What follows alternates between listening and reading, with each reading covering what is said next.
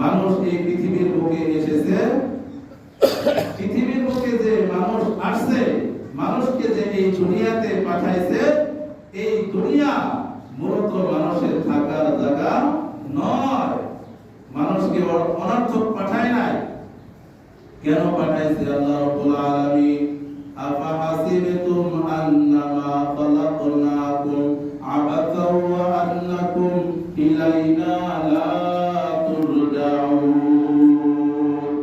আল্লাহ রাব্বুল আলামিন বলেন, ও আমার বান্দা বান্দীরা, আমি তোমাদেরকে অনর্থক এই পৃথিবীর বুকে পাঠাই নাই। আমি তোমাদেরকে অনর্থক এই পৃথিবীর বুকে পাঠাই নাই। এই দুনিয়ার জীবনই তোমাদের শেষ নয়। এই দুনিয়ার জীবন থেকে তোমাদের চলে যেতে হবে। এই দুনিয়ার জীবনে তোমরা সারা জীবন থাকবে না, আজীবন এখানে থাকবে না। তোমাদের পূর্বপুরুষ, তোমাদের বাপ দাদা তারা ছিল এই দুনিয়ায়, বর্তমান তারা নাই। তোমরা এই দুনিয়াতে আছো, আবার এই দুনিয়া থেকে তোমরা চলে যাইবা। তোমাদের পরবর্তী প্রজন্ম আসবে, তারাও এভাবে এই দুনিয়া থেকে চলে যাবে। দুনিয়া কারো থাকার জায়গা নয়, দুনিয়া কারো থাকার জায়গা নয়। আল্লাহ রাব্বুল আলামিন বলেন, বাল তুসিরুনাল হায়াতাদ দুনিয়া ওয়াল আখিরাতু খায়রুন ওয়া আবকা।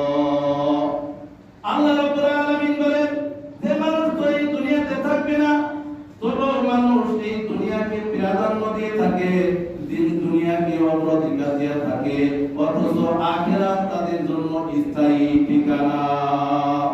আখিরাত স্থায়ী ঠিকানা, অথচ আমরা এই দুনিয়াকে অগ্রাধিকার দিয়ে থাকি, দুনিয়াকে প্রাধান্য দিয়ে থাকি, আখিরাতকে আমরা পিছনে রেখে দেই।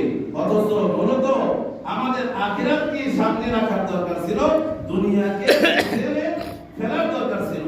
কিন্তু আমাদের অবস্থা বিপরীত। এই দুনিয়াতে আমরা আছি, দুনিয়া এটা পুরোটাই অন্ধকারে নিমজ্জিত। কিসের অন্ধকারে নিমজ্জিত? গুনাহের অন্ধকারে নিমজ্জিত। যে যেখানে যাব সেখানে গুনাহের সয়লাব, আল্লাহর নাফরমানির সয়লাব।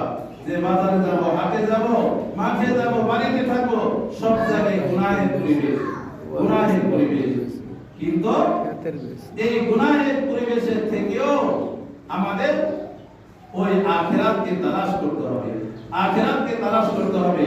দুনিয়া তো গুনাহের অন্ধকারে নিমজ্জিত, কিন্তু অন্ধকার থাকলে, অন্ধকার এখানে যদি পথ চলতে হয়, তাহলে কিছু আলো সংগ্রহ করতে হয়। অন্ধকার